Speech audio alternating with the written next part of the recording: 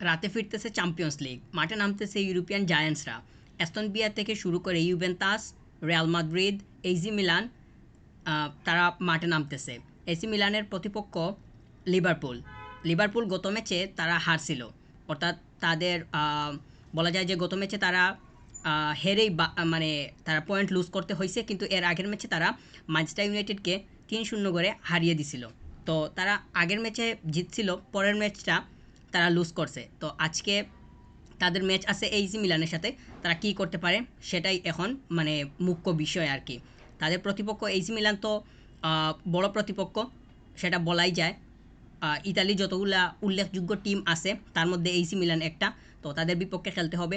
Liverpool কতটা তাদের ধারাবাহিকতা ধরে রাখতে পারে সেটাই এখন তাদের মানে সময় বলে দিবে আর কি। যেহেতু তাদের অধারাবাহিকতা দেখা যাইতেছে, তারা মোটামুটি গত ম্যাচটা রেগুলার স্টার্টার যারা ছিল সবাইকে নিয়ে স্টার্ট করছিল, কিন্তু তারা ফলাফলের দিক থেকে পয়েন্ট লুজ করলো আর কি।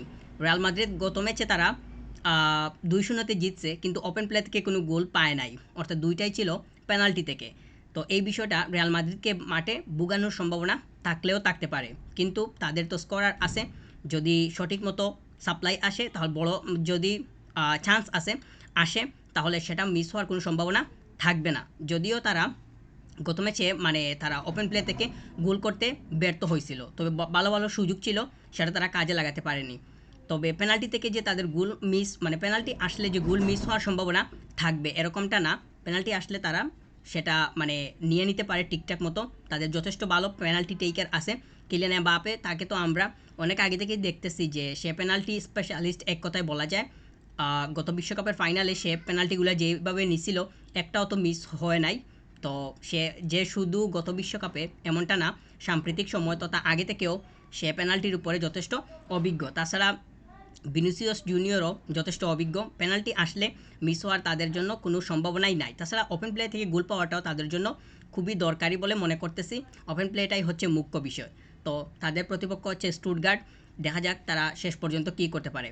অ্যাস্টন ভিলা গত ম্যাচটা তারা এভারটনের এগেনস্টে খেলছিল, ওই ম্যাচটাতে তারা 2-0 গোলে পিছিয়ে পড়ছিল, কিন্তু 2-0 গোলে পিছিয়ে পড়ার পরও 3-2 গোলে ব্যাক করছিল, অর্থাৎ দুইটা গোল হজম করার পর তিনটা গোল দিয়ে আবার ম্যাচে ফিরছিল এবং তারা পুরো 3 পয়েন্টস বের করে নিয়েছিল। ওইখানে অলি ওয়াটকিন্স সে জাস্ট ইমপ্রেসিভ ছিল, এবং জন ডুরান সে মানে উইনিং গোলটা করছিল, অর্থাৎ থার্ড গোলটা সে করছিল। বলা যায় যে একদম ডি বক্সের অনেকটা বাইরে থেকে সে পাওয়ারফুল কিকটা ছিল, একদম অ্যাকুরেট শট, ঠিকঠাক মতোই গেছে এবং ওই গোলের মধ্য দিয়ে তারা পুরো 3 পয়েন্ট নিয়েই মাঠ ছাড়ছিল। উনাই মেরি ওনাকে নিয়ে প্রশংসা না করলেই নয়, বর্তমানে তিনি অ্যাস্টন ভিলার যে টিমটা দাঁড় করিয়েছেন ওই টিমটা যে কোনো দলকে মানে একদম টেক্কা দিতে প্রস্তুত, কিংবা টেক্কা দেওয়ার মতো যোগ্যতা আছে। তারা তো মানে ইংলিশ প্রিমিয়ার লিগে ভালো পারফর্ম করে তারপরেই তারা চ্যাম্পিয়ন্স লিগের সিটটা মানে কনফার্ম করছিল। তো গত ইংলিশ প্রিমিয়ার লিগে তাদের যেই ধরনের মানে পারফরমেন্স ছিল, যেই ধরনের তারা মানে স্ট্রংলি খেলছে প্রত্যেকটা প্রতিপক্ষের বিপক্ষে, তো এইটা তাদের জন্য খুবই মানে কার্যকরী হয়ে দাঁড়িয়েছিল এবং শেষমেশ তারা উয়েফা চ্যাম্পিয়ন্স লিগের টিকিটটা নিশ্চিত করে এবং ওই টিকিটের মধ্য দিয়ে এখন তারা চ্যাম্পিয়ন্স লিগে খেলতে যাচ্ছে।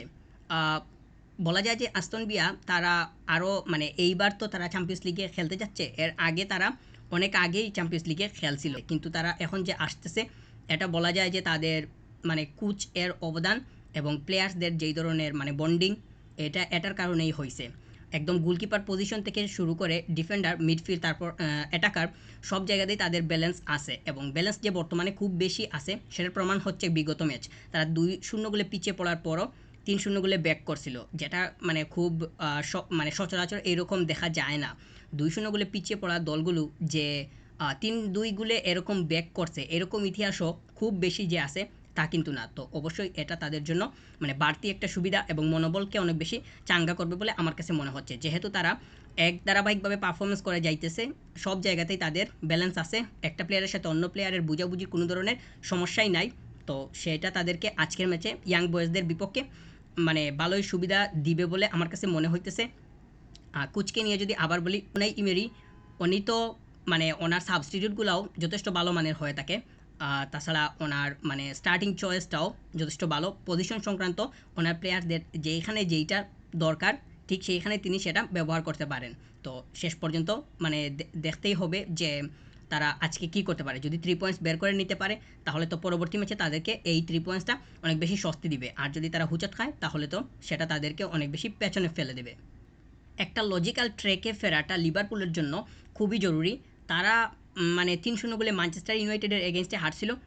মানে ম্যানচেস্টার ইউনাইটেডকে হারিয়ে দিছিল এবং গত ম্যাচটা তারা হারছে। তো তাদের এক ধরনের বলা যায় যে কোনো ধরনের মানে যে ন্যাচারালি আগানোর বিষয়টা এটা হইতেছে না। তো আজকের ম্যাচে তারা কি করতে পারে সেটাই দেখার বিষয়। মানে তারা যদি 3 পয়েন্টস বের করে নিতে পারে তাহলে তারা পরবর্তীতে অনেক বেশি মানে নিশ্চিন্তে থাকতে পারবে।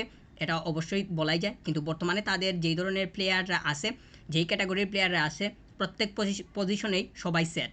একদম ডিফেন্স থেকে শুরু করে মিডফিল্ডে তারা বেশিরভাগ সময়ই মানে বর্তমান সময়ে খুব বেশি সময় একদম মেজরিটি টাইম তারা ম্যাকঅ্যালিস্টারের উপরে ভরসা রাখতেছে। তো ম্যাকঅ্যালিস্টার ছাড়াও আরও যারা আছে তাদের উপরেও তাদের ভরসা রাখার মতো জায়গা অবশ্যই আছে। সাম্প্রতিক সময়টা লিভারপুলের জন্য যে খুবই মধুরভাবে যাচ্ছে কিংবা খুবই ভালোভাবে যাচ্ছে সেটা বলার কিন্তু আসলে সুযোগ নাই। তারা বলা যায় যে মানে মোটামুটি বলা যায় যে তারা মানে ট্রেকে ফেরতে হলে তাদেরকে অবশ্যই ভালো একটা পারফরমেন্স দিতে হবে। তারা যদি মানে সেটা করতে না পারে তাহলে সেটা তাদের জন্য অনেক বড় দুশ্চিন্তার বিষয় হইতে পারে। তারা অনেক বড় একটা জায়ান্টস দল, সেটা তো বলা মানে সেটা তো বলা ছাড়া কোনো ধরনের মানে নাকচ করার কোনো সুযোগ নেই। তারা চ্যাম্পিয়ন্স লিগে বরাবরই মানে পারফর্ম করতে পারে, যখনই আসে তখনই তাদের মানে ভালোই পারফরমেন্স থাকে। তো এইবার তারা শুরু করতে যাচ্ছে, দেখা যাক তারা কী করতে পারে। যেহেতু তাদের ইংলিশ প্রিমিয়ার লিগে তারা যেইভাবে স্টার্ট করছিল সেটা বলা যায় যে খুবই যে সুন্দরভাবে ছিল বা মার্জিতভাবে ছিল তা বলার কিন্তু কোনো সুযোগ আসলে নাই। মানে একদম নড়বড়ে এইরকম অবস্থাও ছিল। তো যেহেতু চ্যাম্পিয়ন্স লিগটা শুরু হতে যাচ্ছে, তাদের এসি মিলানের সাথে ম্যাচ। এসি মিলান তো মোটামুটি বলা যায় যে তাদের পর্যায়ের টিম। তো তাদেরকে মানে একদম পাশে রেখে কিংবা আর চোখে দেখে কোনো ধরনের আগানোর কোনো সুযোগ নেই। একদম ঠিকঠাক মতো প্রিপারেশন নিয়েই তারপরে আসতে হবে। ইউভেন্টাসেরও যথেষ্ট ভালো প্লেয়ার ডেপথ আছে। তো তাদেরও যথেষ্ট পরিমাণ মানে একদম স্ট্রংলি মানে ফাইট দেওয়ার মতো ক্যাপাবিলিটি অবশ্যই আছে। তাছাড়া তারা নিকো গঞ্জালেসকে অর্থাৎ আর্জেন্টিনার যে প্লেয়ারটা নিকো গঞ্জালেস ওকে তারা সাইন করিয়েছে। এই প্লেয়ারটা খেলার সুযোগ পায় কিনা সেটা আসলে ম্যাচের সময় দেখা যাবে। ইউভেন্টাস তারা পিএসবির এগেনস্টে মুখোমুখি হবে। ইউভেন্টাস যে খুবই খারাপ পারফরমেন্স করে তা কিন্তু না, তারাও মোটামুটি বলা যায় যে একদম উপরের পর্যায়ের দল। তো তারা কি করতে পারে সেটাই দেখা যাক। মূলত হচ্ছে মাঠে নামার পর পয়েন্টসটাই ম্যাটার। কে ছোটো কে বড় সেটা তো মানে মাঠে নামার পর সেটা আর মানে দেখার কোনো সুযোগ আসলে নাই। আবার আজকে মাঠে নামতেছে বায়ার্ন মিউনিক, অর্থাৎ বায়ার্ন মিউনিকের প্রতিপক্ষ হচ্ছে জিএনকে ডায়নামো। তারা তাদের এগেইনস্টে খেলবে, ডায়নামোকে তারা ফেস করবে। বায়ার্ন মিউনিকে বর্তমান সময়ে খুবই দুর্দান্ত করতেছে। তারা বলা যায় যে মানে সাম্প্রতিক সময় তথা একদম যদি বিগত 4-5 বছরের হিসাব করা হয় এই সময়গুলোতে তারা চ্যাম্পিয়ন্স লিগে মোটামুটি বলা যায় যে স্ট্রংলি পারফরমেন্স করে আসতেছে। তাহলে তাদের শুরুটা কী হয় সেটাই এখন তারা মানে কিভাবে করতে পারে সেটাই আমরা মানে দেখব বা দেখার বিষয় আর কি।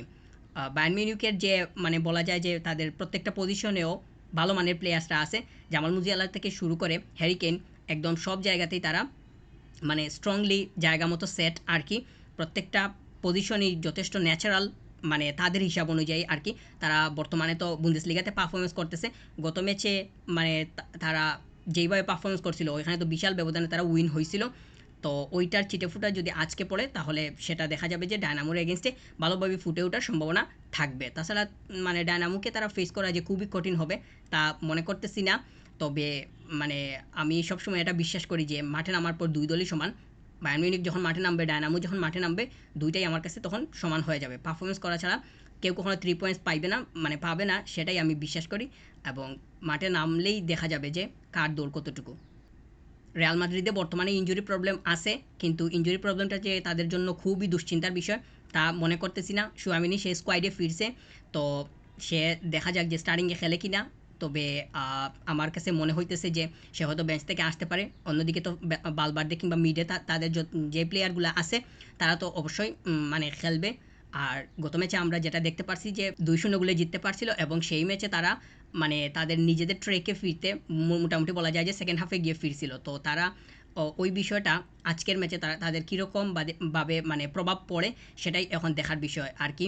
মানে আমার কাছে মনে হয় যে খুব বেশি সমস্যা হবে না। তারা যেহেতু ইন্টারন্যাশনাল ব্রেকের পর একটা ম্যাচ খেলে ফেলছে এখন আরেকটা ম্যাচ খেলতে যাচ্ছে, তাহলে তাদের খুব বেশি সমস্যা হওয়ার সম্ভাবনা আসলে নাই বলেই আমি মনে করতেছি। আর এই যে মানে প্লেয়ার যেইগুলো আছে স্কোয়াডে, এদের তো কোনো সমস্যা হওয়ারই কথা না। মানে প্রত্যেকটাই মানে একদম টপ লেভেলের প্লেয়ার। তো শেষ পর্যন্ত তারা কি করতে পারে স্টুটগার্টের এগেনস্টে, সেটাই দেখার বিষয়। স্টুটগার্ট কিন্তু মোটামুটি বলা যায় যে অ্যাভারেজ একটা team. Aston villa, Juventus, AC Milan, Liverpool ছাড়াও, রিয়াল মাদ্রিদ ছাড়াও আজকে মাঠে নামতেছে স্পোর্টিং সিপি এবং লিল। এই দুইটা একে অপরের মুখোমুখি হবে। তো 3 পয়েন্টসটাই মুখ্য, প্রত্যেকটা টিমের জন্যই গুরুত্বপূর্ণ। দেখা যাক যে শেষ পর্যন্ত কে মানে 3 পয়েন্টসটা নিয়ে নিতে পারে। আর যদি ড্র হয় তাহলে তো 1-1 হবে।